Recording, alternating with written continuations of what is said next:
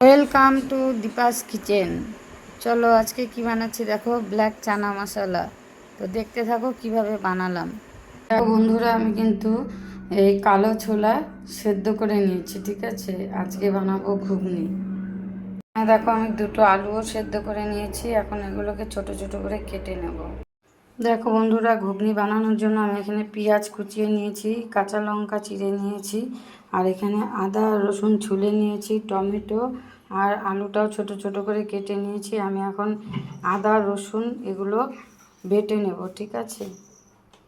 দেখো বন্ধুরা, আমি কিন্তু কড়াই বসিয়ে দিয়েছি, আমার কড়াইটা কিন্তু গরম হয়ে গেছে। এখন আমি এখানে ঢেলে দেব সর্ষের তেল, ঠিক আছে।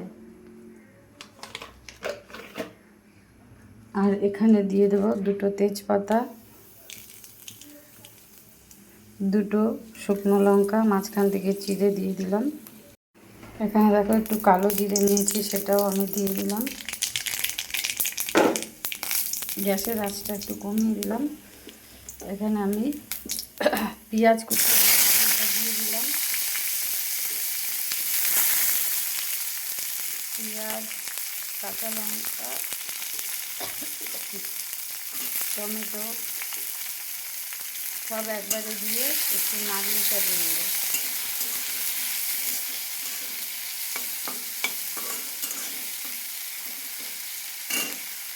আমি রসুন আদা দুটো এলাচ নিয়েছি, এগুলোকে আমি বেটে নেব।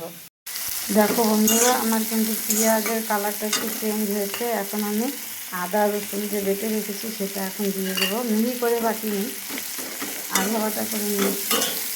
এখন এটাও দিয়ে মশলাটাকে কষিয়ে নেব।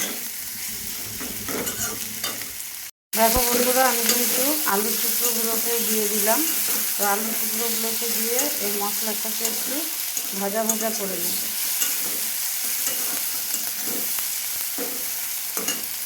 দেখো বন্ধুরা, এখানে গুঁড়ো মশলার মধ্যে হলুদ গুঁড়ো, জিরে গুঁড়ো, লঙ্কা গুঁড়ো নিয়ে নিয়েছি। এখন একটু এর মধ্যে জল মিশিয়ে নেব, আর এটাকে আমি গুলিয়ে নেব, ঠিক আছে। যেহেতু ছোলা সেদ্ধটার মধ্যে নুনটা দেওয়া আছে, সেজন্য নুনটা এখন দেব না, নুনটা পরে চেক করে দেব। এখন দেখো অনেকটাই কিন্তু পেঁয়াজ রসুন আদা সব কষে এসছে। এখন এখানে গুঁড়ো মশলাটা ঢেলে দিলাম। এখন এটা দিয়ে কষিয়ে নেব। যখন তেলটা ছেড়ে দেবে তখন আমি ছোলা যেগুলো সিদ্ধ করে রেখেছি সেগুলো এর মধ্যে দিয়ে দেব।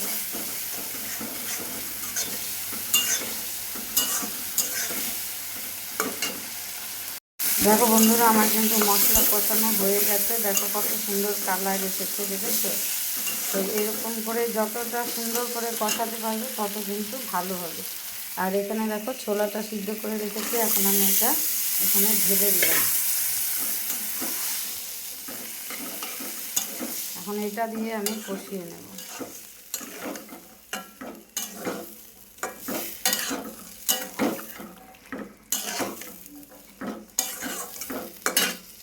দেখো বন্ধুরা, আমার কিন্তু তৈরি হয়ে গেল চানা মশলা, ঠিক আছে, ব্ল্যাক চানা মশলা। তো দেখো দেখতে কতটা সুন্দর লাগছে আর কতটা লোভনীয় হয়েছে, দেখেছো। এটা কিন্তু বেশি ঝোল রাখা যাবে না, তাহলে কিন্তু ভালো লাগবে না। আর এটার সাথে তুমি রুটি পরোটা মুড়ি যেটা দিয়ে খেতে ইচ্ছে করবে খেতে পারবে। তো আমার সব কিছু দিয়েই ভালো লাগে। তো তোমরা জানাবে তোমাদের কেমন লাগলো। আমার ভিডিওটা এতক্ষণ ধরে দেখার জন্য অসংখ্য ধন্যবাদ। যদি ভালো লেগে থাকে লাইক করবে, কমেন্ট করবে, শেয়ার করবে এবং সাবস্ক্রাইব করে পাশে থাকবে।